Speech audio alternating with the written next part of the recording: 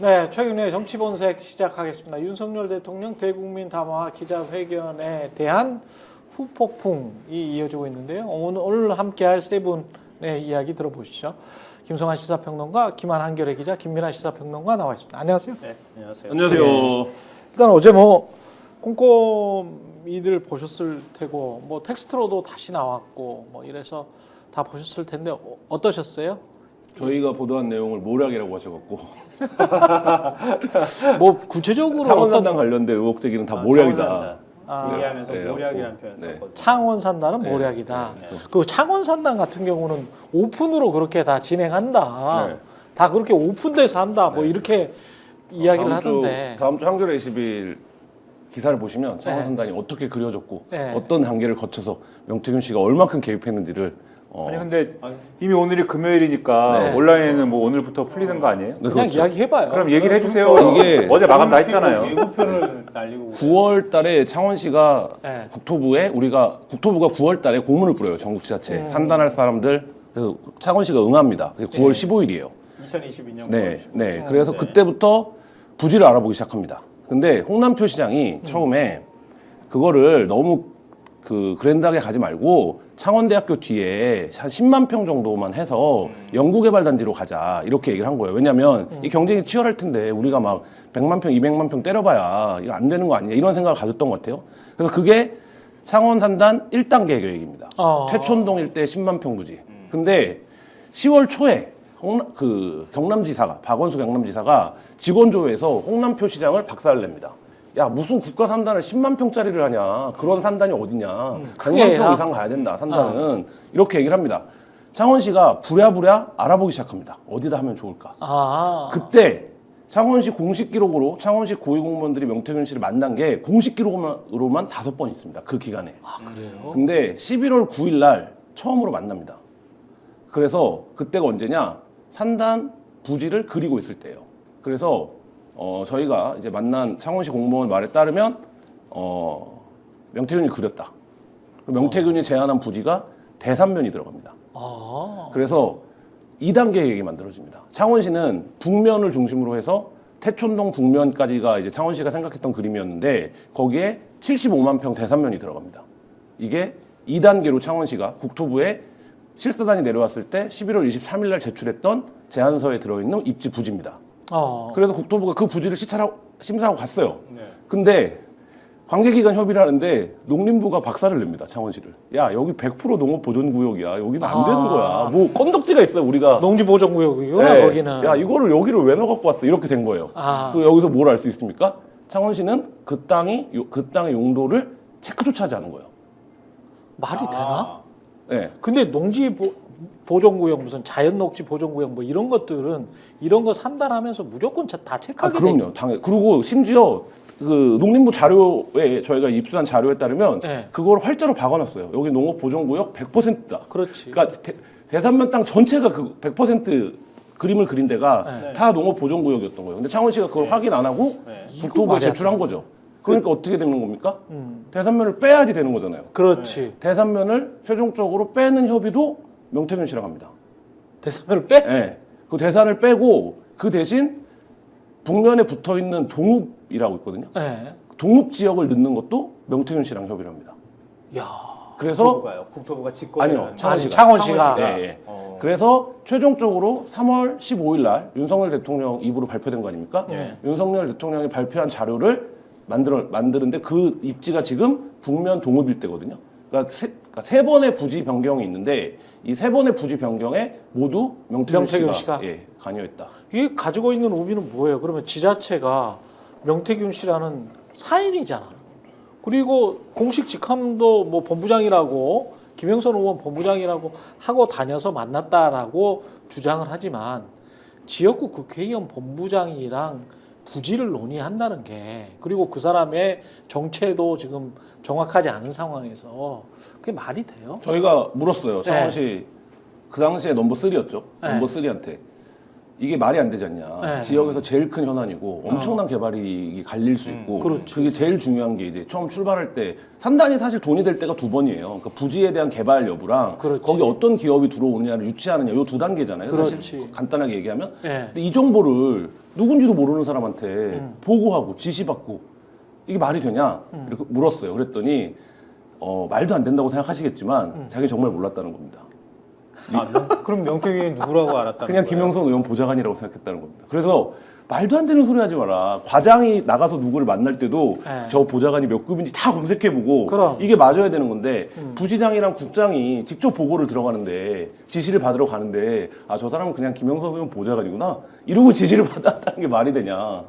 아니 그리고 지역구에 실제 뭐 정식 보좌관이라고 할지라도 그러니까, 그게 그렇게 그러니까. 참여해가지고 자기 멋대로 그림을 그리고 지도에다가 여기 국토부에서 그렇게 말했으면 저기 이렇게 할 수 있나? 더군다나 그 지금 실질적으로 이 산단을 어디에 유치해야 한다는 그 이제 지역을 이제 확정하는 단계지 않습니까? 지금 네. 명태균 씨의 거의 의사대로 지금 말씀을 확정을 했다는 건데 이리로 옮기고 저리로 옮기고 했다는 건데 지역구 국회의원이라도 그렇게 할 수 있습니까?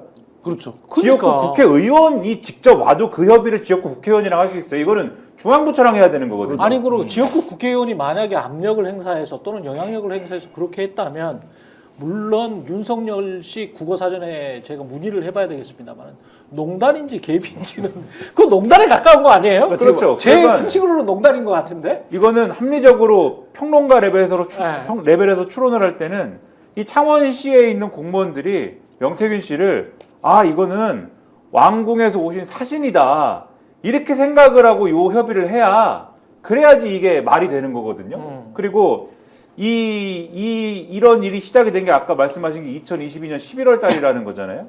2022년 11월 달이 언제냐면 명태균 씨가 그 꿈을 꿀 때입니다. 희한한 꿈을 꿔가지고 김건희 여사에게 메시지를 보낼 때예요. 메시지를 보내서 해외 순방 혹시 가시나요? 이렇게 말씀을 하시고 김건희 여사가 답을 안 하다가 그 신부님이 그 비행기 떨어지는 얘기를 해가지고 명 선생님 어떻게 하셨어요?라고 할 때 그 시기예요. 11월이. 그리고 나서 명태균 씨가 그때 막 그걸 막 그림 이상한 걸 만들잖아요. 이거를 김건희 여사한테 창원 산다는 얘기를 해야 되기 때문에 그림 멋있게 만들어봐. 그 얘기하는 게 11월이거든요. 11월이죠. 그러니까 요때 그러면 우리가 퍼즐을 맞춰보면 명태균 씨는 김건희 여사하고 창원 산다는 얘기를 해야 된다라는 얘기를 자기들끼리는 하고 있던 때이고 그 시기에 또 창원시 공무원들은 명태균 씨를 통해서 창원 산단을 여기다 유치할까요? 저기다 유치할까요? 이거를 막 찍어주고 있던 그 시기다. 그러면은 같은 시기입니다. 창원시 공무원들은 당연히 명태균 씨한테 얘기하면 최고의 지금 권력하고 소통을 하고 있는 거다라고 인식을 했을 가능성이 있는 거 아니냐 이렇게 추론할 수 있는 거죠. 저희가 지금 김민하 평론가가 말했던 네. 여사에게 보고해야 되니까 보고서를 따로 만들어라는 지시를 강혜경 씨한테 하는 녹취를 저희가 확보를 했었잖아요.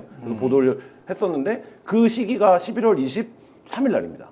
날짜로 그 2022년. 그러니까 그 무렵에 집중적으로 명태균 씨가 어쨌든 그 창원 산단을 챙기고 있었고 저희가 확보해서 보도한 녹취가 또 하나 있는데 그 전에는 뭘 합니까? 창원 의창에 투기과열지구 해제를 본인이 했다라고 강혜경 씨한테 사람들이 좋아하지 그거 내가 수천억 한 거야 뭐 이렇게 얘기하는 녹취가 녹음이 있거든요. 그리고 강혜경 씨가 뭐라 그러냐면 얘 어제 그 발표나기 하루 전날이에요. 그 사람들이 찾아왔다는 건 사람들이 찾아와서 막 고맙다고 했어요. 뭐 인사하고 갔죠. 뭐 이렇게 얘기를 하거든요. 그러면서 명태균 씨가 그때 뭐라고 얘기합니까? 그거 의창을 넣느라고 세종을 떨어뜨리는 거야 이렇게 얘기를 하거든요. 이거는 뭡니까? 그 결정은 국토부에서 그때 관심이 굉장히 높았어요. 왜냐하면 문재인 정부가 사실 제주 정도를 제외하고는 거의 전국을 투기 지구로 묶어놨었기 때문에 어디가 먼저 해제될 거냐 모든 지자체들이 혈안이 됐었거든요. 그렇겠네. 네, 근데 그때 세종을 떨어뜨리고 창원 의창을 들어가는 거를 명태균 씨가 중앙정부 부처의 결정인데 이미 알고 있잖아요. 그리고 알고 그걸 자기 지역 사무실에 풀을 해줘갖고 기자들 말로 지역 사무실에서 그걸 지역에 있는 유지들한테 알려준 거잖아요. 그러니까 지역에 있는 유지들이 와서 고맙다고 인사까지 하고 갔다는 거잖아요. 그러면 그 지역에 건물 좀 있고 땅 좀 있는 사람들도 다 명태균을 아는데 그 저희가 만난 창원시 고위공무원이 창원시에서 국장 보직만 3번 맡은 사람입니다. 창원시 에이스예요. 네, 그 산단을 추진할 때는 기조실장이었고 창원시. 근데 나는 몰랐다 명태균. 명태균을. 명태균의 정체를 몰랐다. 명태균도 들어가면서 이제 그 자기는 더 이상의 폭로가 없을 듯이 이야기를 했고 돈 받은 거 이론도 없다. 정말 사실일지 의심됩니다만 일단은 검찰에 들어가면서 명태균 씨가 한 말이 있습니다. 그걸 좀 들어보시죠. 추가 폭로하실 예정이 있습니까? 저는 폭로한 적이 없습니다. 분명히 말씀드리지만 제가 했던 행동들이 폭로한 게 있나요? 구속되면 폭로하겠다라고 수차례 말씀하신 걸로 알고 있는데 그리고 아직 폭로하지 않았어요. 폭로한 게 없어요. 그럼 공천 대가성으로 돈 받은 사실도 인정은 안 하시는 건가요? 제가 이 한마디만 하겠습니다. 검찰이 계속 인원이 추가가 되죠. 그 다음에 이제 계좌 추적팀도 왔다 그러고. 돈의 흐름을 파악하면 이 사건은 금방 해결이 됩니다. 예. 그러면 왜 계좌 추적팀이 따로 왔겠습니까? 그렇지 않나요? 돈의 흐름을 보면 이 사건은 금방 해결되는데, 저는 단돈 1원도 정확하게 받아본 게 없습니다. 자, 저 말을 들어보면 폭로한 게 없다. 그리고 앞으로도 폭로 안 할 것 같아요. 뭔가 지금 다른 생각을 먹고 있는 것 같습니다. 두 가지 측면이 있는 것 같아요. 네. 한 2주 전부터 명태균 씨가 굉장히 잠잠해졌죠. 그 전까지 어떤 사나움이 사라지고 굉장히 잠잠해지고 뭔가 나는 이 사건과 상관이 없는 사람인 것처럼 관찰자적 태도를 그렇지. 보이고 오로지 이제 비판은 강혜경 씨, 미래한국연구소 소장 그리고 운전기사를 이제 비난하는 요 스탠스로 돌아섰거든요. 그렇죠. 근데 이제 그 이전까지는 어땠습니까? 대통령실에서 손절하는 듯한 얘기가 나오면 바로 뭐 하나 공개하고 국민의힘 의원들이 자기 사기꾼이라 그러면 또 뭐 공개하고 국민의힘 의원들이 구속시킬 거라고 하면 또 뭔가 공개 이런 식이었는데 그러니까 언젠가에부터 그냥 저도 이제 지금 이 사건을 한 달째 취재를 하고 있는데 예. 언젠가부터 케어를 받기 시작했다 이런 느낌이 좀 들었어요 용산에. 예, 그래서 태도 변화가 있고 지금 이제 명태균 씨가 말한 돈의 흐름은 뭐 저희도 여러 번 보도를 했습니다만 명태균 씨는 저 말이 표면적으로는 맞죠. 명태균 씨는 신용불량자라서 통장도 없기 때문에 단돈 1원도 받을 수가 없죠. 아, 신용불량자라서. 네, 단돈 1원도 받을 수가 없고 그래서 우리가 맨 처음에 이 사건의 처음으로 돌아가면 김영선 씨한테 세비 반띵할 때 어떻게 하는 겁니까? 현금으로 받잖아요. 그렇지. 예, 그거를 강혜경 씨가 현금으로 찾아서 갖고 오고 명태균 씨가 막 화내잖아요. 1원 한 장 틀리지 말라고. 근데 그게 그때는 의미를 잘 몰랐는데 나중에 생각해 보면 그게 통장으로 받으면 그러네. 예, 1원까지 다 똑같이 반을 넣어줄 수 있는데 그렇지. 현금으로 그렇지. 갖다 줄 때는 그게 쉽지 않잖아요. 그렇죠. 그러니까 그런 의미에서 화를 낸 거예요. 현금으로 받는 사람이거든요. 아, 저 돈 그치. 지금 통장을 쓸 수가 예, 없으니까. 예비 후보자들한테 돈 받아오는 것도 어떻습니까? 본인이 전화하고 그 돈의 수금은 김태열 소장이 주로 했다는 거잖아요. 그리고 강희경 씨도 일부 하고. 그러니까 지금 저 말은 나는 그 돈을 건드리지 않았다라는 얘기인데, 근데 저 진술은 검찰 들어가면 금방 무너집니다. 왜냐하면 그러네. 김태열 소장이 이미 여러 차례 진술을 했고 검찰에 들어가서 본인이 거길 왜 가게 됐는지, 그게 누군지, 얼마인지, 받아서 어떻게 했는지를 다 진술을 지금 했거든요. 그냥 그 돈을 계좌를 빼서 그 돈에 있는 계좌를 빼서 명태균 씨한테 줬다면 이제 명태균 씨가 최종적으로 돈을 받은 사람인데 명태균 씨가 계속 이 말을 하는 게 맞군요. 그러니까 페이스북에도 나는 돈을 받지도 보지도 못했다. 지방선거 예비 후보들이 건넨 억대 돈은 강혜경, 김태열 개인 통장으로 왜 들어갔을까?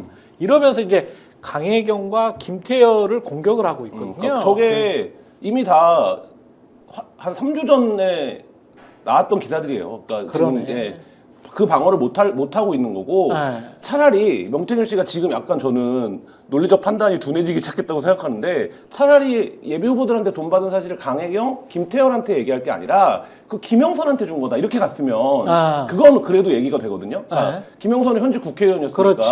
힘을 쓸 수 있고. 힘을 쓸 수 있고 한 거다라고 하는데 지금 그렇게 못 가고 있어요 명태균 씨가. 그러면 저거는 검찰 들어가면 당연히 묻겠죠. 그 예비 후보들이 김태열, 강혜경이 뭐라고 어떤 지위가 있다고 그렇지. 그 공천을 담보해 줄 수 있는 사람이 아닌데 네. 돈을 주냐. 이거는 금방 무너질 수밖에 없는 오늘 그런 뭐 거짓말이죠.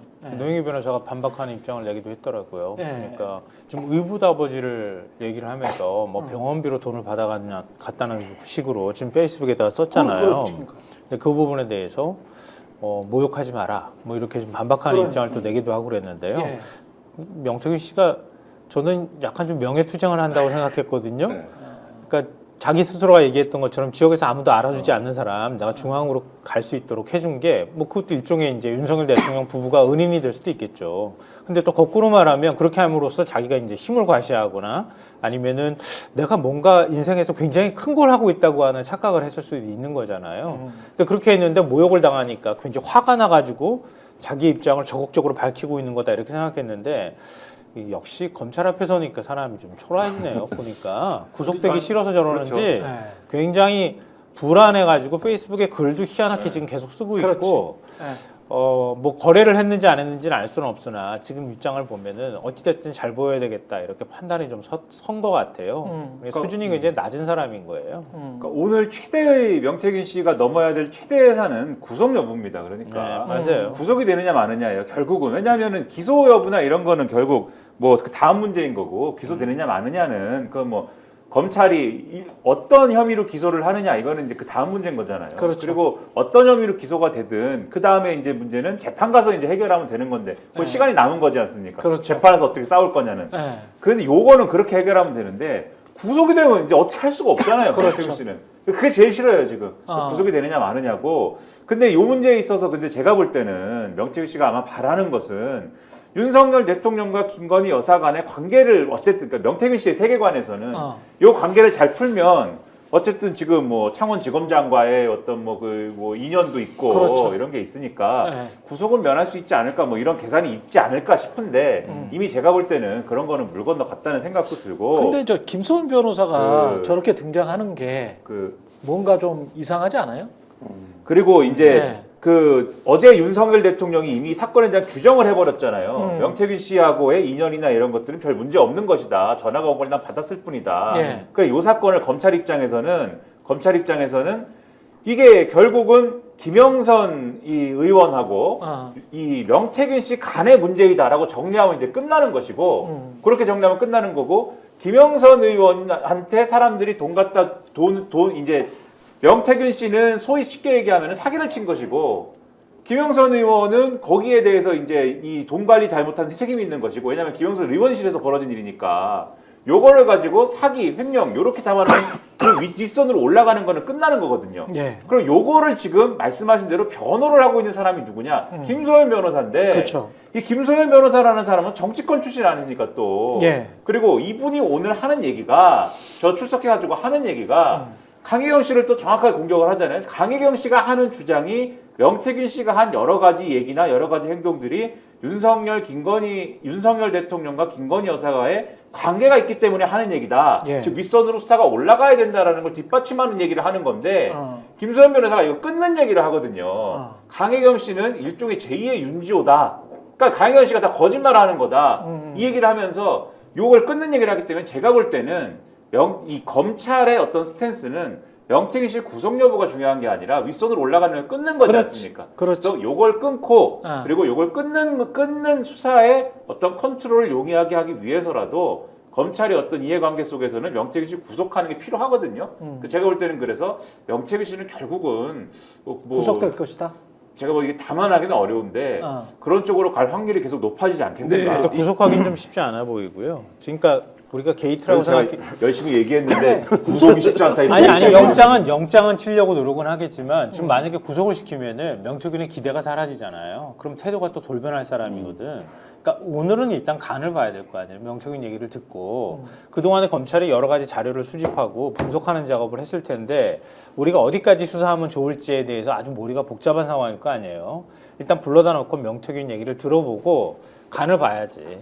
이제 그 다음에 영장을 치든가 말든가 할 텐데 명태균은 이거는 검찰이 간을 보든 안 보든 그런 차원을 떠나서 명태균이 일단은 굉장히 불안에 떨 수밖에 없는 상황이잖아요.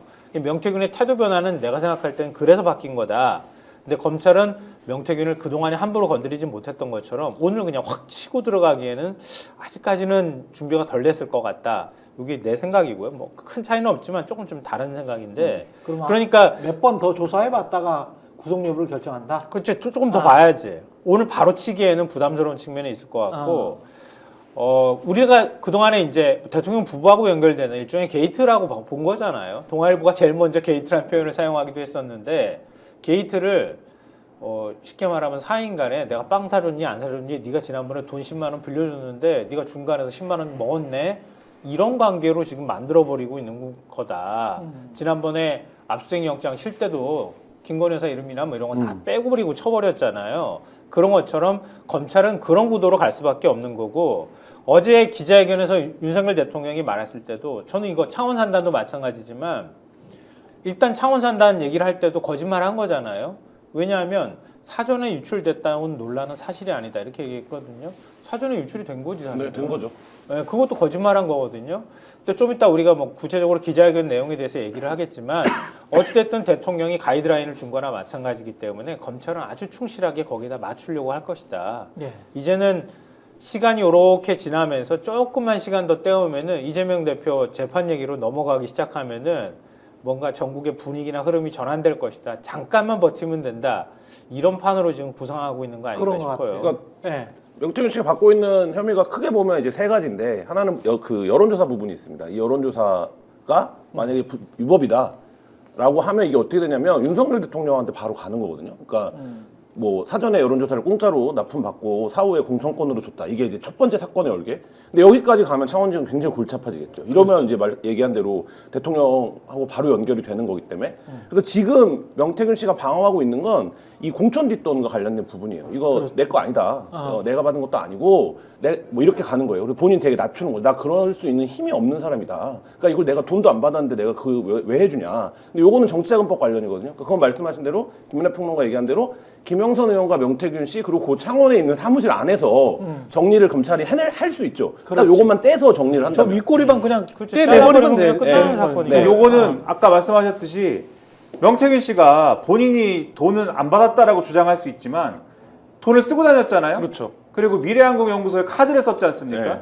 그 미래항공연구소에 돈을 다 본인이 쓰고 다녔잖아요. 그래서 사실 이거 부정하기가 어려워요. 그렇기 어려워요. 때문에 이 돈을 왜 받았는지를 검찰이 증명하는 게 중요한데 그래서 제가 볼 때는 명태균 씨의 저 진술은 깨질 것이기 때문에 말씀하신 대로 그러면 유일한 결론이 뭐가 남냐면 이게 대가 관계도 아니고, 그러니까 그 윤석열 대통령으로 올라가는 여론조사의 대가 관계로 이루어진 공천 그 얘기도 아니고 남는 건 뭐냐? 명태균 씨가 사기쳤다밖에 안 남는 거예요. 이거 사기친 것이다. 자기가 아니면은 공천 사인 간에 돈 가지고 아니면은 사기치는 사건이라는 김영선이 멍청하다든가 그러니까 김영선이 뭔가 잘못 판단을 해서 명태균이 아주 대단한 사람인 줄 알고 돈을 줬다. 그 어쨌든 사기당한 거죠. 그렇지. 김영선도 사기당하고 그 동네 사람들도 사기당하고 명태균이 공천 받아서 준다고 해가지고 그것 때문에 사기를 당한 겁니다. 그래서 명태균 씨는 사기꾼이에요. 이 창원지검이 만약에 이거를 정리를 창원 내에서 한다면 그래서 명태균 씨한테 사기를 당한 것이고 김영선 의원은 지금 무슨 죄가 있는 거냐면 이렇게 되면 어쨌든 의원실에서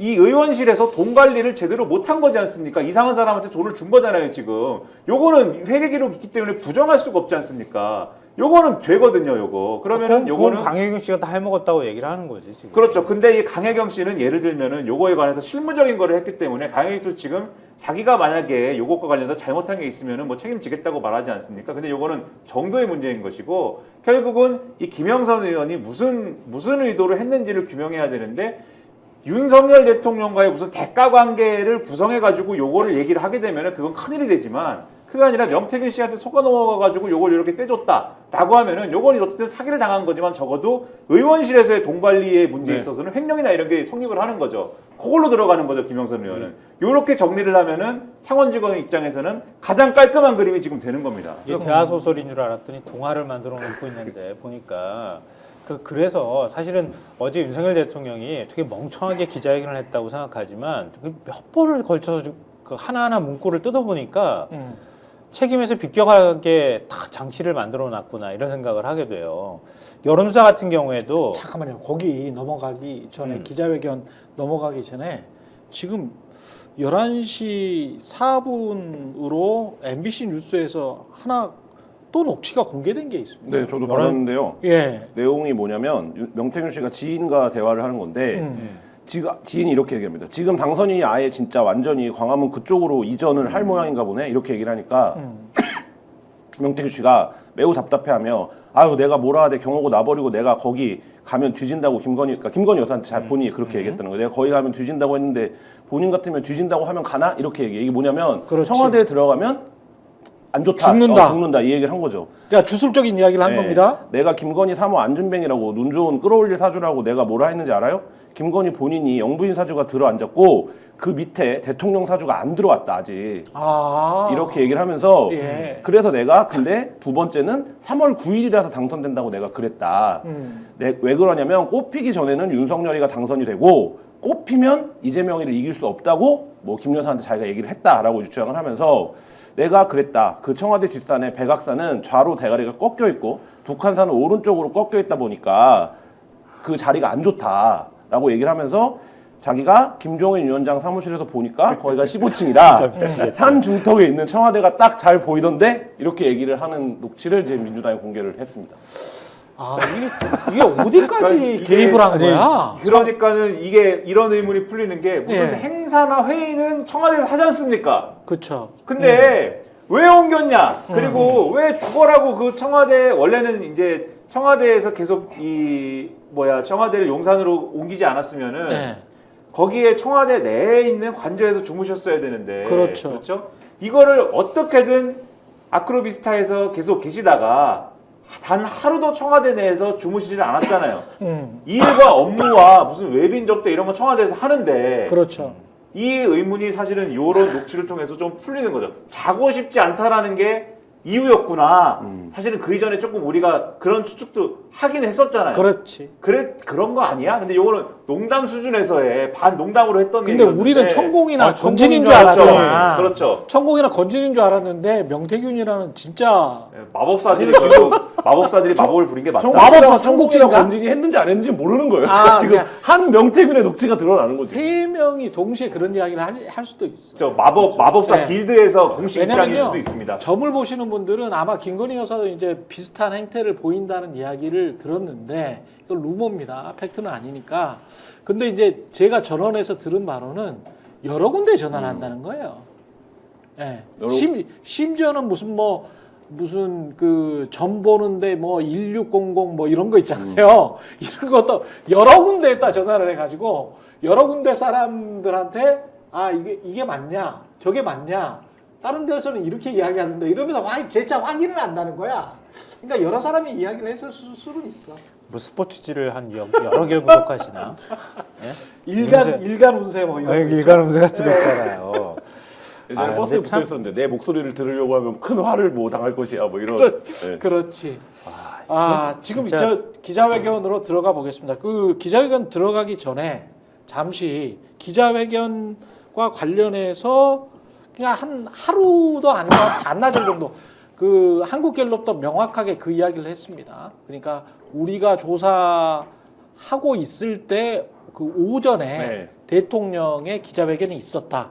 그런데 17%가 나왔다. 17%는 우리가 조사한 것의 최저치다. 예. 부정이 74%가 나왔더라고요. 2%포인트가 더 올라갔더라고요. 예, 부정이 지난주에 비해서. 74%가 나왔어요. 모든 연령대에서 그러고 잘못하고 있다 예. 응답을 했고 특히 이제 지지 기반이 60대와 70대 이상에서도 윤석열이 잘하고 있다가 20% 초반으로 내려왔습니다. 그러니까 이게 제 기억에는 60대와 70대는 50이 넘었었거든요. 60도 넘었을 때도 있었고. 예. 근데 이제 이게 지금 20%로 내려왔다는 거는 그러니까 기억하실지 모르겠지만 박근혜 대통령도 태블릿 PC 나오기 전까지는 20% 후반이었어요. 예. 근데 태블릿 PC가 나오면서 한 2주 만에 드라마틱하게 꺾인 거거든요. 그렇죠. 근데 지금 그때도 어쨌든 그러니까 이른바 이제 말하자면 핵심 지지층은 유지가 됐었는데 지금 윤석열 대통령의 양상은 핵심 지지층이 무너지고 있다. 그러니까 이거는 윤석열 개인에 대한 어떤 불호가의 문제가 아니라 이제 윤석열을 배출한 어떤 정당과 집단에 대한 지지가 무너지고 있다. 이거를 좀 숫자로 보여주는 것 같습니다. 일단 그 대통령실의 생각은 뭐 오늘 조선일보나 이런 데서 보도하기도 그렇고 오늘 한동훈 대표도 마찬가지로 그런 기조를 유지했는데 대통령이 저렇게까지 사과했는데 이걸로 지금 밀고 가려고 하는 거예요. 어쨌든 한동훈, 사과했는데. 나경원, 어쨌든 사과했는데 홍준표, 뭘 사과했는지 모르지만 조선일보 다 똑같아. 그러니까 네. 아니 또 오늘 신문을 보면서 참 재미있는데 제가 한 줄 평처럼 네. 신문의 기조를 정리해봤어요. 예.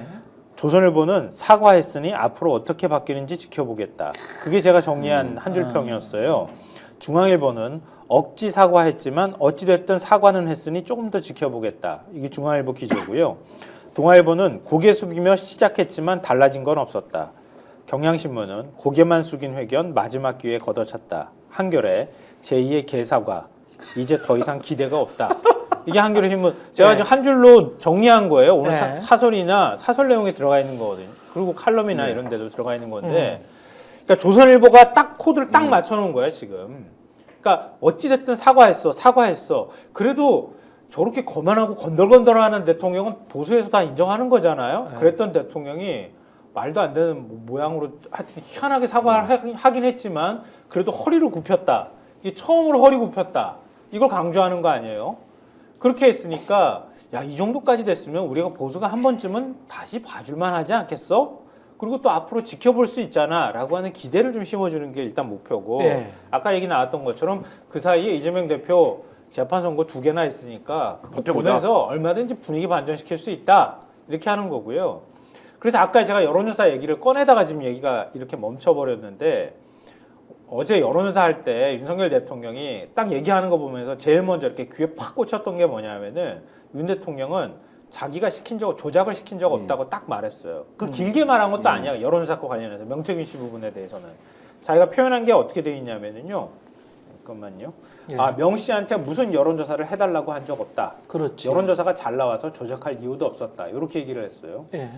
그러니까 보고를 만약에 명태균이가 했다고 주장한다고 하면 수없이 많은 보고에 지가 뭐 거기다 껴놓겠지. 여론조사 올라왔는데 난 별로 뭐 관심 있게 안 봤어. 또 기억이 하나도 없어. 내가 지시한 거는 아니야. 내가 지시한 건 아니야. 내가 지시한 건 아니야. 이런 식으로 그러니까 이 기조들이 각각의 질문에 대한 답으로 다 나와 있어. 그렇지. 우리가 조금 더 뭐 얘기할 기회 있으면 조금 더 예. 다른 내용들도 한번 얘기해 볼 수 있을 것 같아요. 예.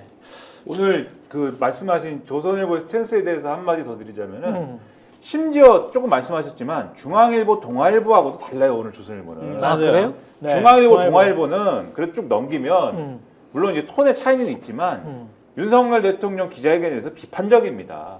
중앙일보도 사실 동아일보는 굉장히 그래도 어느 정도 그 보수 신문인 거를 감안하고 보면은 굉장히 비판적이에요. 이게 예. 뭐냐 하는 거예요. 밑에 사람들이 댓글 달아놓은 거 보면은 거의 뭐 동아일보는 배신자다 이런 거 달아놨는데 네. 막이 배신자들아 이러는데 중앙일보도 넘기면 이게 뭐냐는 거예요. 지금 분위기가 이게 마지막 기회라고 했는데 이게 무슨 짓이냐.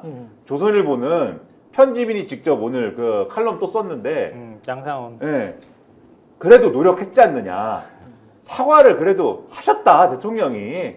이 정도 좀 들어보세요. 예. 이 정도 이분은 이 정도 하기도 정말 어려운 분인데 이렇게까지 하셨다는 것은 대단한 일이다 이런 분위기예요. 근데 이게 왜 그럴까 생각해봤어요. 그렇지. 조선일보가 이전까지는 이 정도 원래 조선일보도 윤석열 대통령이 이랬으면 이럴 수가 있습니까? 정신 못 차리니까 사실 이래야 되거든요. 그렇죠. 지금까지 스탠스면 왜 이랬을까? 네. 오늘 한동훈 대표가 하는 얘기를 보고 이 답이 나온다. 오늘 한동훈 대표가 정확하게 조선일보랑 톤이 딱 맞습니다. 한동훈 대표가 어제 대통령께서 제가 요구한 거를 다 수용한 거나 마찬가지의 말씀을 다 하셨습니다. 그러니까는 요거는 한동훈의 작전하고 지금 발을 맞추고 있는 것이다. 한동훈 대표가 만약에 오늘 어제 윤석열 대통령 사과 이런 거는 뭐 아무런 의미도 없고요. 아무런 의미도 없고 저는 앞으로도 계속 이제부터는 완전 반윤으로 해가지고 뭐 특검 이제는 남은 건 특검밖에 없으니까 그렇지 않습니까?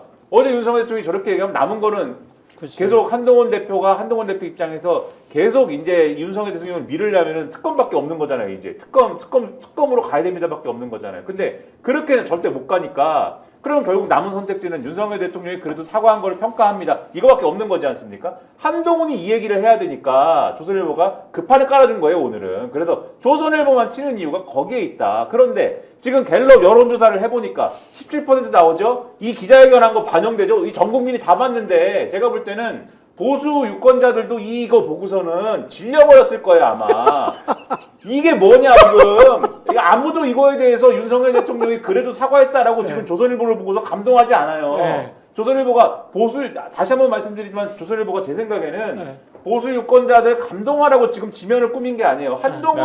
한동훈 스탠스를 위해서 지면을 꾸민 거예요. 그러면은 이 갤럽이 17% 나온 다음에 한동훈 대표와 조선일보의 스탠스는 어떻게 되는 거냐? 이게 신문이냐? 이게 여당 대표냐? 이런 흐름이 아마 추가적으로 만들어질 수 있어서 그러면은 이 여론조사 지지율도 더 떨어질 수 있고 그러면 제가 볼 때는 이런 스탠스로 더 못 버틴다. 같이 윤석열 대통령을 때리는 수밖에 결국은 없을 거다. 이 17%의 의미다 이게. 잠깐만 반론을 해보면 조선일보와 한동훈이 이렇게 나올 수밖에 없는 거는 그렇죠. 안에 그 절박함이 분명히 있는 거 아니에요? 아니 그 이대로 무너지면 여기서 무너지면 보수라는 자체가 형용화되기 때문에 괴멸됩니다. 이게 지금 좀 박근혜 때 이후에 지금 두 번째잖아요. 그러면 이거는 보수의 근본 자체가 사라지는 거거든. 맞아요. 그러니까 본인들이 완전히 대구 경북의 꼰대 70대 이상의 집단으로 거의 소멸되는 위기거든요. 그러니까 지금 버티고 있는 힘이 그거죠. 예, 하늘에 대한 근본적 두려움으로 버티고 있는 그렇죠. 거죠. 그러니까 요거는 도저히 안 되겠다. 못 받아들인다. 그래서 어떻게든 버텨야 되겠다. 아니, 그러니까 이 이런 생각으로 거예요. 지금 그러니까 비유를 정리되는 거 하자면 아니에요? 낭떠러지에 큰 네. 돌이 굴러오는데 그 낭떠러지 제일 끝에서 네. 그 돌을 이렇게 받쳐준 거예요. 지금 조선일보가. 조선일보가 그것만으로 우리가 놔버리면은 우리 그냥 끝나는 거야 이렇게 네. 보는 건데 오늘 조선일보 제가 보면서 무슨 생각했냐면은 조선일보 본질이 딱 이럴 때 드러난다. 그렇지. 그러니까 자기들은 그렇지. 무슨 공정 보도를 하냐 어쩌니 헛소리를 하는데 헛소리. 딱 본질이 이런 데서 딱 드러나는 거다. 한국의 100년 된 폭스 뉴스죠. 네. 그러니까 여기 조선일보는 이렇게 그냥 여기서 멈추는 네. 신문이 아니라 이렇게 해주고 난 다음에 틀림없이 대가를 요구하는 신문이다. 이걸 내가 오늘 다시 생각하게 됐는데 그 뭐 양상훈 칼럼 굳이 다 뭐 얘기 요즘 뭐 가라고 부른다든가 뭐 이런 얘기 있잖아요. 김건희 여사를 요즘 가라고 부르다가 가도 싫어 갸라고 부르다가 네. 그것도 싫어가지고 요즘 쌍욕을 한다는 등 이런 식으로 얘기를 시작하면서도 그래도 미워도 다시 한번 이러면서 칼럼이 끝나더라고. 근데 중앙일보는요 이렇게 그 기사 제목이 이렇게 돼요. 윤 대통령 이게 일면 머리 기사예요. 윤 대통령 어찌 됐든 사과. 이게 일면 기사 머리 제목이에요. 어찌됐든 사과야. 어찌됐든 다운표 쳤습니다. 어찌됐든 사과. 3면 제목이에요. 고개 숙였지만 국민은 사과받지 못했다. 이게 그리고 인터넷 기사 제목은요. 사과했지만 사과받지 못했다. 이거 다운표 하고 국민이 왜 화났는지 몰랐던 회견. 이게 기자가 현장에서 느꼈던 걸 쓰는 거거든요. 이런 식으로 간 거예요. 뭐 동아일보는 굳이 제가 소개 안 드려도 될 것 같은데 예. 그러니까 지금 딱 한동훈이 가지고 있는 아까 스탠스 딱 맞췄다고 얘기를 하잖아요. 한동훈한테 일종의 바이블로서 지령을 준 것인지 아니면은 뭔가 사전에 코드를 맞추거나 한동훈의 입장을 들었는지 어쨌는지는 알 수는 없지만 한동훈도 그렇고 조선일보도 생각하기에도 그렇고 여기서 우리가 한치만 뒤로 물러서면은 그냥 같이 끝장나는 거다 이렇게 보는 거예요. 그러니까 그걸 조선일보가 아주 극명하게 근데 보여줬다고 이제 봐요. 아까 비유하신 게 돌이 굴러오기 때문에 지금 떠받치고 이제 버티는 거다 이렇게 말씀하셨잖아요. 근데 제가 말씀드린 거는 이 돌이 지금 너무 큰 거다. 17%는 그렇지 못 막지. 너무 크기 때문에 깔릴 것이다 이 말씀을 드린 겁니다. 앞으로 맞아요. 깔린다. 여러분 잘 그 장면을 재미있게 지켜보시기 바랍니다. 깔리는 장면. 17%가 끝이 아닌 것 같거든요. 그렇죠. 이게 갤럽에서 스스로 밝혔듯이 하루가 제대로 온전히 반영된 것 같지도 않기 때문에 아니, 다음 주 전광판 안 금요일에- 보는 대통령인데 뭐 뭔 상관 있어요? 그렇죠. 전광판 안 본다며 그냥 자기가 그러니까 가는 대로 임기 끝날 때까지 간다며. 윤석열 대통령은 상관이 없으신데 네. 문제는 한동훈 대표는 어떻게 할 것이며 그러니까 이게 조선일보는 어떻게 합니까 이거? 전통적 의미의 문법으로 보면 대통령이 기자회견을 해서 어쨌든 언론이 제목을 사과로 뽑고 그러면 전국이 한번 일단락이 되는 거고 그 다음 날 이제 조선이 짠 프레임대로 여당이 움직여서 이렇게 그치. 이제 상황을 수습한다. 이게 이제 전통적인 의미에서 조선일보가 어떤 보수 정부가 주고받아왔던 이제 초식인데 사실 이제 제가 몇 년 전부터 이런 얘기 많이 들었는데 지금 이런 방송이 있지 않습니까? 예. 그리고 사람들 어제 그거 다 실시간으로 보면서 다 밈으로 만들었어요. 그렇죠. 이미. 예. 그렇기 때문에 과거에 그러니까 그게 언제까지 영향력이 있었다고 해야 될까요? 영향력 없어요, 이제. 그러니까 그 조선일보가 생각하는 어떤 전국의 방향, 예. 구상, 그리고 한동훈 대표와의 어떤 호흡 이런 게 이제 나올 텐데 예. 사실 그게 두 가지 의미에서 영향력인데 지금 이제 김민하 평론가나 김성환 평론가 얘기하신 것처럼 이 이제 갤럽으로 대변되는 이 여론조사의 폭락을 막을 수가 없고 두 번째는 사람들이 이제 그거에 관심이 별로 없습니다. 관심이 없어. 조선일보의 플레이에. 그래서 네. 저는 지금 뭐 이런 표현 적당한지 모르겠지만 헛심들 쓰고 있다. 지금 네. 상황이 그런 게 아니다 이런 생각이 듭니다. 근데 그들이 바라보는 세상이 따로 있는 네. 거예요. 근데 그게 그들이 소수야? 그러니까 그 너무 소수야, 이제. 소수가 대한민국 결국 지배하는 거고 자기들이 걔들이 그걸 지배를 지배를 해. 그걸 어. 유지할 수 있으면 우리는 버틸 수 있다고 보는 거예요. 철저하게 그 시각으로 가 있는 거예요. 저도 갸들이라고 할까? 아니 갸라고도 안 한다잖아요. 그냥 쌍욕한다는 거니까 요즘엔. 착각하지 마시고요. 동네 축구 차면서 본인이 손흥민인 줄 알아. 대통령도 그렇고 조선일보도 그렇고 동네 그 뻥축구 차면서 그거 맨날 봐왔거든. 예? 50년대 60년대 한국 국가대표팀이 뭐 스위스에게 막 7대0 8대0 이렇게 질 때에 뻥축구를 아직도 차고 있으면서 본인들이 손흥민인 줄 알아. 프리미어리그의 손흥민인 줄 알아. 근데 저 어제 정신 윤석열 대통령이 차리시고요. 뭐 자기는 전광판 보는 선수 아니라고 예. 얘기했는데 예. 저희 애가 운동을 하는데 예. 야구를 하는데 전광판을 안 보면 바로 빼요.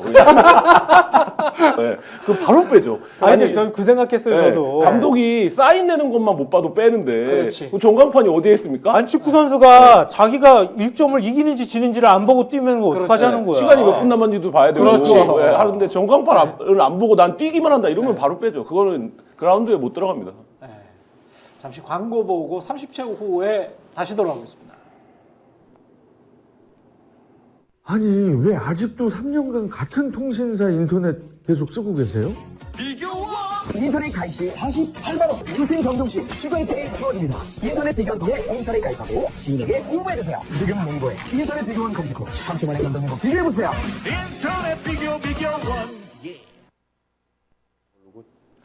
네, 인터넷 가입 혜택 비교하느라 시간 낭비하고 계시는 분들에게 3년마다 가입만 해도 현금 사은품을 주는 인터넷 비교원 소개합니다. 인터넷과 휴대폰 그리고 가전제품 렌탈을 비교원을 통해 가입할 때 최대 48만 원, 알뜰폰 또는 휴대폰을 통신사만 변경해도 최대 30만 원이고요. 정수기 렌탈 최대 30만 원, 총 최대 108만 원의 현금 혜택 받으실 수 있습니다. 현금 사은품 원치 않는다. 삼성 55인치 TV로 선택 가능하고요. 인터넷 신규 가입 후 소개한 친구가 가입할 때는 신세계 상품권 4만 원을 무제한으로 드리고 있습니다. 가입할 때 스픽스 유튜브 보고 왔다. 이러면 고함량 비타민 B가 들어있는 웰세이브의 비타민 B 제품을 따로 드립니다. 지금 바로 1670-2571 네이버에서 인터넷 비교원을 검색한 후에 문의해 주시기 바랍니다. 안 그래도 그 이야기 하려고 했는데 김성환 평론가가 말씀을 하시네요. 그 긍부정 평가가 또 한국갤럽에 나와 있지 않습니까? 네. 왜 긍정했고 왜 부정했느냐? 이게 뭐 이전에는 거의 똑같았거든요. 네. 김건희 여사 숫자만 조금 오르느냐 아니냐, 요것만 큰 변수였었다 이렇게 볼 수 있어요. 예. 그리고 아까 말씀하셨던 것처럼 70대 그리고 국민의힘 지지층이 어떻게 움직였느냐, 긍부정 평가가 어떻게 갈렸느냐, 이게 부정평가가 높아지거나 긍정평가 수치가 낮아지면 결국 대통령 지지율이 같이 떨어지는 현상이 나타났거든요. 근데 이번 조사에서 긍부정평가 들어간 거 보니까 새롭게, 그러니까 윤 대통령에 대한 거는 그냥 긍정평가하는 사람은 무조건 외교야, 그냥. 왜 그래? 그동안 계속 그랬어요. 딴 게 생각이 안 나잖아요. 그러니까 네. 좋다고 말할 게 없으니까 그냥 네. 무조건 외교야. 네. 근데 외교가 10이 빠졌어. 아, 그리고 경제 민생이 9가 올랐어요. 예. 그리고 없던 게 편입돼서 들어간 거예요. 9가 올랐다는 게. 긍정평가 이후에 예, 주간 소신이 3%포인트가 올라서 7이 됐어요. 그게 긍정평가의 가장 큰 변동 요인이에요. 예. 부정평가의 변동 요인은 경험자질, 부족, 무능함이 3이 올랐어요. 예.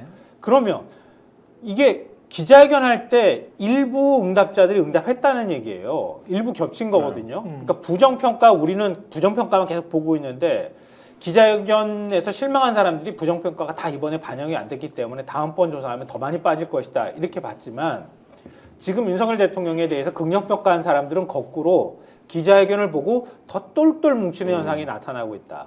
기자회견에 대해서 경제민생, 계속 윤석열 대통령이 경제민생 얘기했잖아요.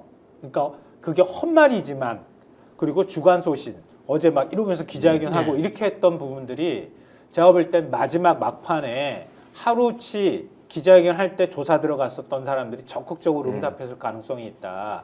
그러니까 국민들 거의 대다수는 8할 이상은 윤 대통령에 대해서 고개를 돌리기 있지만 20%든 10몇 퍼센트 남아있는, 이번으로 보면 17% 정도 남아있는 사람들은 적극적으로 윤 대통령의 뭔가 의사표현에 호응할 준비는 되어 있는 것 같다.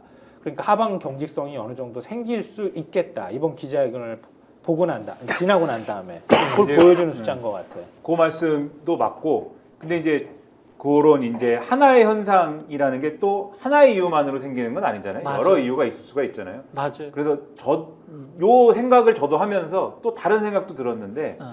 가령 이제 이런 효과도 있을 수 있지 않습니까? 이 17%에 해당하는 윤석열 대통령이 잘한다고 생각하는 사람들이 대개 이 답변했을 거 아닙니까? 그렇죠?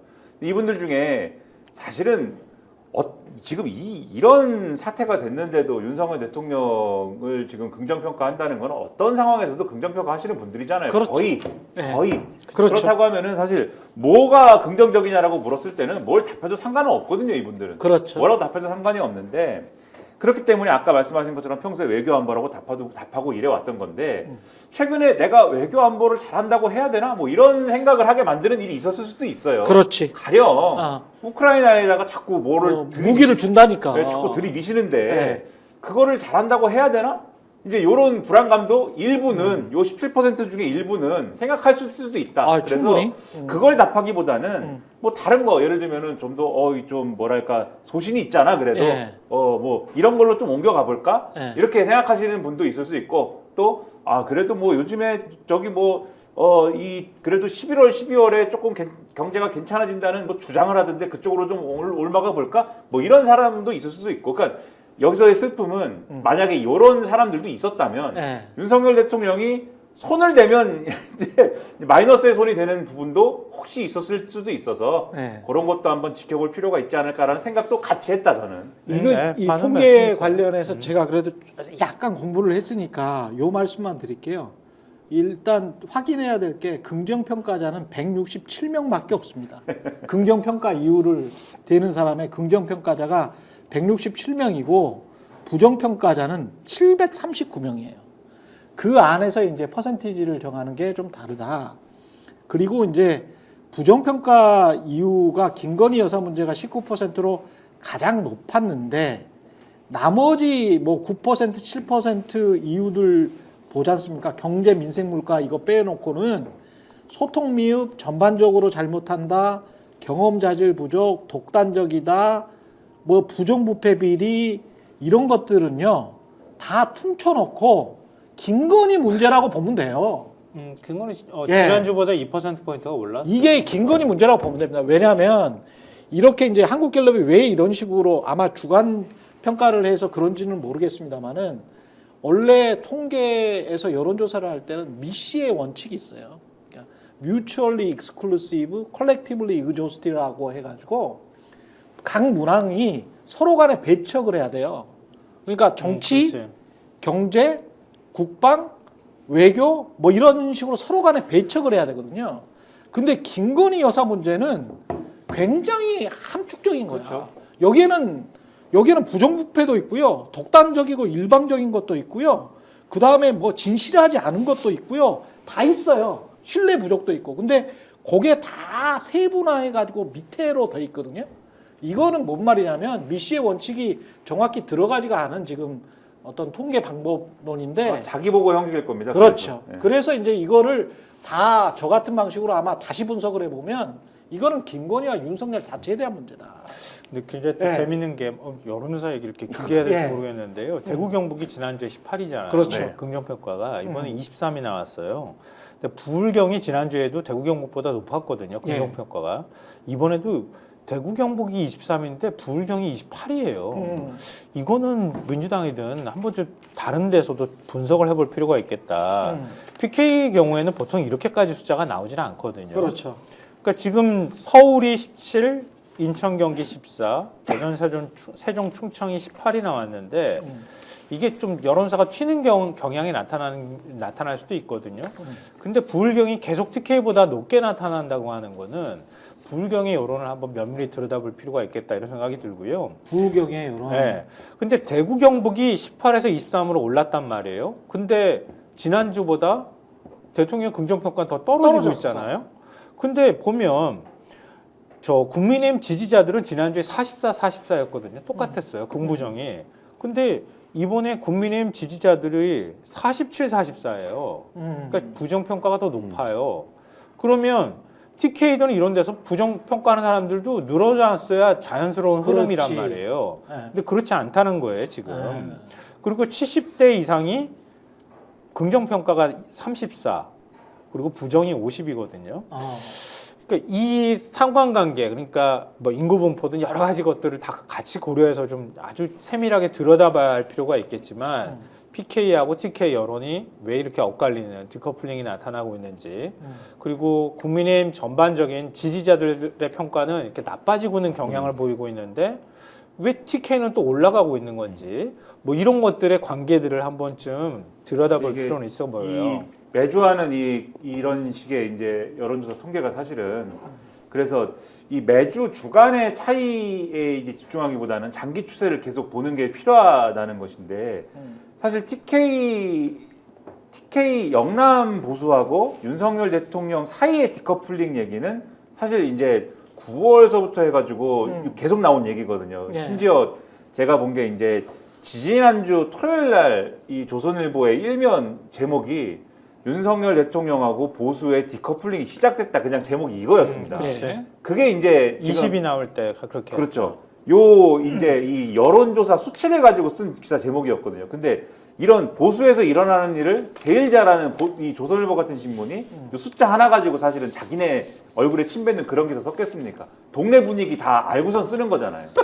그 사실은 거기 국회의원들이 그 얘기를 막 해요. 이 동네 분위기 심상치 않다. 네. 그리고 아까 말씀하신 이제 오늘 이 조선일보 편집인이 쓴 그 동네 가면 김건희 여사를 갸라고 부르다가 이제 욕으로 부른다. 이게 사실은 어제 그제도 기사에 나온 얘기입니다. 예. 그러니까는 근데 그 얘기를 누가 하느냐? 그 동네 국회의원들이 해요. 그렇지. 국민의힘 국회의원들이 지금 하는 얘기예요. 그래서 그렇지. 지역구 가기가 무섭다는 거예요, 지금. 그러니까 이런 여론이 실제로 전해지고 있기 때문에 얘기를 하는 거거든요. 그러니까 이 여론조사의 숫자는 제가 볼 때는 TK 지역이든 부울경이든 이게 이 표본오차라는 것도 있고 통계라는 게 그렇지 않습니까? 그리고 이게 지금 1000개 샘플 가지고 하는 것도 뭐 100% 매주 하는 건데 똑같은 걸 가지고 매주 투입하는 건데 당연히 플러스 마이너스 3.1%포인트의 오차는 똑같은 경우에 똑같은 샘플을 가지고 똑같이 해도 날 수가 있는 거거든요.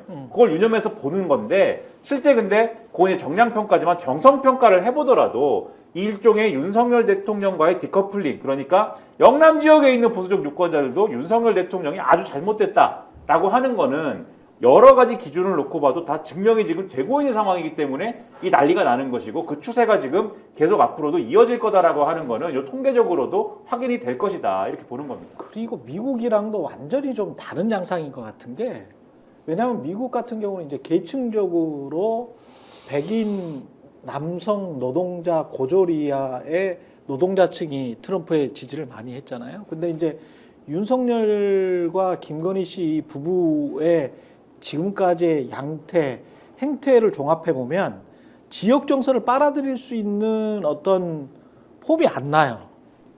어떤 말씀이냐면 대구든 뭐 그게 광주든 지역은 지역으로서 느끼는 소외와 배제가 있거든요. 한국의 경제, 사회, 정치에서. 근데 이 사람들한테는 윤석열 정권에서는 강남 냄새만 나. 근데 과거에 박근혜 정부에서는 대구 경북 냄새가 확실히 났거든. 그거는 나쁜 의미의 대구 경북 정서가 아니고 고향 같은 그런 느낌의 정서가 난 거예요. 그러니까 그 지역 사람들은 그래 포근한 느낌이 있었던 거야. 박근혜 정부에 대해서는. 근데 이 정부는 그런 냄새도 없어. 그런 냄새도 없고 생 강남에서도 좀 우아한 강남이 아니고 약간 좀 천박한 돈 냄새가 나는 강남의 느낌이 나기 때문에 이게 이미지 정치로서도 지금 미국 트럼프나 이거랑 자꾸 비교를 하는데 트럼프하고도 완전히 다르다. 그 코리안 트럼프 같은 이미지의 이분이 예. TK랑 아무 상관도 없는데 그렇지. 와가지고 TK 척을 하지 않습니까? 제가 약간 좀 이제 수준 낮은 얘기를 하면은 예. TK 사람이 아니신 분이 TK 척을 하시는데 예. 뭐 자꾸 사랑한다고 하잖아요. 대구가 정치적 고향이고 뭐 예. 여기만 오면 힘이 나고 이런 말씀 자꾸 하시잖아요. 그렇죠. 근데 이분이 정말 이 윤석열 대통령이 정의롭고 또 지금 이제 능력이 유능하고 그다음에 사람들의 사랑을 받고 있고 잘 나가고 있으면은 그것도 좋아요 사실. 네? 그래도 된단 말이에요. 근데 능력이 없는 것 같고 지금 하는 행태가 코리안 트럼프고 결정적으로 김건희 여사가 막 저러고 있는데 그것을 감싸기만 하고 통제하지 못하잖아요. 그런데 와가지고 TK 사람인 척하면 열받습니까? 안 열받습니까? 그거예요 지금 제가 볼 때는. 그래서 이거는 이 TK 지역이 왜 이렇게 계속 디커플링 된다고 하고 지지율이 하락을 하는 거냐. 끝장을 한번 보자는 겁니다. 이거는 한마디로 얘기하면 아주 뭉뚱그려서 얘기하면 김건희 여사 문제와 관련돼 가지고 이건 윤석열 대통령이랑 TK 지역이랑 한번 끝장을 한번 봐보자. 이거 외에는 왜냐면은 아무리 이게 윤석열 대통령이 못나고 아무리 이거를 뭐 갖고 뭐 깽판을 쳐도 깽판을 친다고 그래서 죄송한데 민주당에 대한 반감하고 이재명 대표에 대한 반감 때문에 이게 어느 정도 선은 유지가 돼야 되는 거거든요. 그렇지. 원래 한국 정치 문법대로 하면. 그렇지. 근데 이건 그냥 다 내던지고 지금 윤석열 대통령 지지율이 그냥 밑으로 쭉 내려가는 거잖아요. 이거는 김건희 여사 문제 하나 가지고 지금 끝장을 보자. 원툴 가지고 하나로 끝장을 보자. 이거밖에는 지금 설명이 안 된다. 근데 지금 윤석열 정부 들어서 그러네. 이제 윤석열 정부 들어서의 굉장히 중요한 특징인데 윤석열 정부는 윤석열, 김건희 말고는 보이는 사람이 없어요. 그러니까 이게 보수 기반에서의 어떤 좀 그 붕괴 가속도를 붙이는 건데, 그러니까 예를 들면 윤석열 입만 열면 4대 개혁이잖아요. 근데 지금 사람들 노동부 장관 누군지 몰라요. 교육부 장관 뭐 하고 있는지 몰라요. 그러니까 노동부 장관 김문수 아닙니까? 아이고 근데 이제 맞췄다. 우리 고관여층들이 조금 많은데. 그러니까 네. 대통령이 그 얘기를 하는데, 그러니까 그게 공허해지기 시작한 거예요. 그러니까 말하자면 역대 어떤 정부도 내각이 대통령실이, 그 대통령실도 지금 누구만 보입니까? 정진석 비서실장 공천 개입에 관여했냐 안 했냐 이거 하나로 정진석만 보이는 거거든요. 그러니까 오로지 이 문제가 윤석열 대통령이 최소한 이재명 재판 들어가면 이 정부 역전돼 이렇게 생각, 그러니까 단순적으로 볼 게 아니라 그러면 결국엔 보수에서 본인이 좀 빠지고 그나마 그래도 좀 지지세가 있는, 호감도가 있는 사람들이 나서를 통해서 뭔가 정책을 해가고 대통령처럼 끌어가고 이런 모습이 있어야 되는데 실제로 그런 생각을 아예 안 하는지 아니면 사람들을 그렇게 하는지. 그러니까 대통령은 맨날 그 얘기를 하는데 실제로 정부가 움직이는 건 하나도 없어. 이거가 보수층이 보기에는 이거 정말 무능하다, 불능이다 이런 생각을 갖게 하는 요소죠. 실제로도 그렇고 지금 이 정부가 근데 운영되는 이 게. TK 민심, 그 보수의 근거지라고 할 수 있는 TK 민심 얼마 시간이 안 남았습니다만 한동훈이 잡을 수 있습니까? 한동훈도 못 잡잖아. 이 사람도 그냥 서울 사람 아니에요. 서울 그러니까 이게 압구정동 지역의 로데오 키드 문제라기보다는 아닙니까? 한동훈 대표는 예. 검사 출신 윤석열이 불행한 실패를 맞으면 네.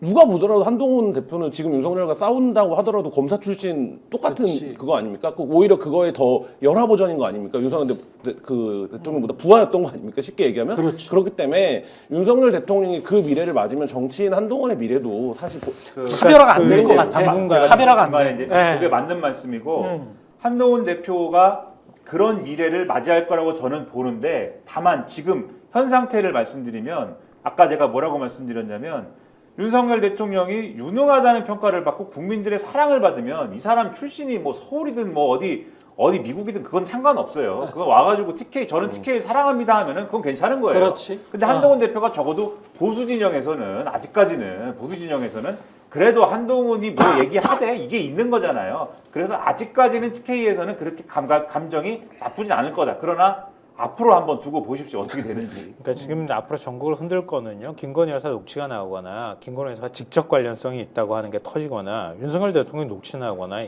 현재로서는 두 가지 정도 가능성밖에 생각할 수가 없을 것 같아요. 그러니까 지금 대구 경북 아까 갸해에서 욕하는 걸로 호칭이 바뀌었다고 얘기했잖아요.